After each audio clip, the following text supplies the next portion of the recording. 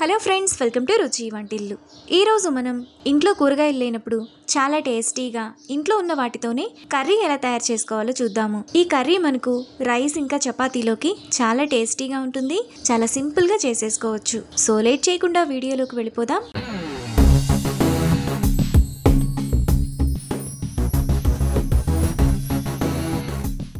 ముందుగా ఈ కర్రీ చేసుకోవడానికి స్టవ్ మీద ప్యాన్ పెట్టుకొని అందులో 2 టేబుల్ స్పూన్ల పల్లీలు, 2 టేబుల్ స్పూన్ల ఎండు కొబ్బరి ముక్కలు వేసుకొని ఫ్రై చేసుకోవాలి.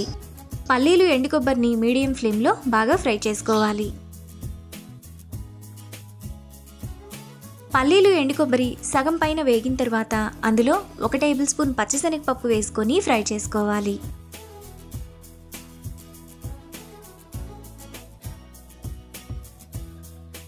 పచ్చిశనగపప్పు కూడా వేగిన తర్వాత 2 టేబుల్ స్పూన్ల నువ్వులు వేసుకొని ఒకసారి కలుపుకొని స్టవ్ ఆఫ్ చేసుకోవాలి.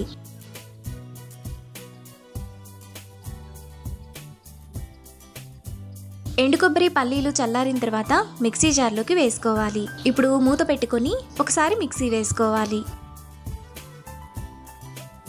ఇలా వేసుకున్న తర్వాత అందులో పావు గ్లాస్ నీళ్లు పోసుకొని మెత్తటి పేస్ట్లా మిక్సీ వేసుకోవాలి.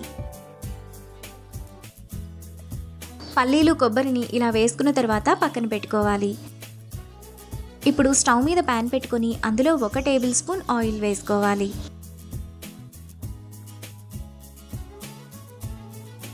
ఆయిల్ వేడైన తర్వాత 1 టీ స్పూన్ ఆవాలు జీలకర్ర, 1 ఎండుమిరపకాయ వేసుకొని ఫ్రై చేసుకోవాలి. ఆవాలు చిటపట్లాడిన తర్వాత సన్నగా తరిగిన 1 ఉల్లిపాయ, 2 పచ్చిమిరపకాయలు, 1 రెమ్మ కరివేపాకు వేసుకొని ఫ్రై చేసుకోవాలి.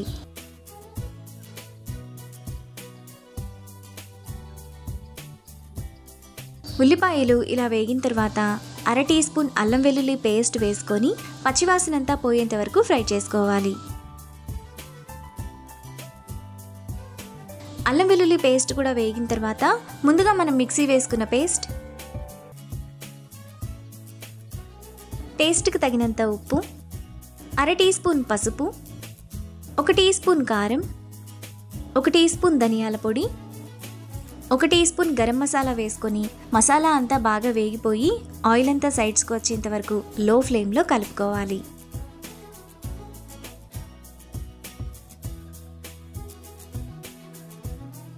మసాలా ఈ విధంగా బాగా వేగిపోయి ఆయిల్ సైడ్స్కి వస్తున్నప్పుడు అందులో చిన్న నిమ్మకాయ సైజంత చింతపండు రసం, మనం మిక్సీ వేసుకున్న జార్లోనే 1 గ్లాస్ నీళ్లు పోసుకొని ఒకసారి తొలుపుకొని వేసుకోవాలి.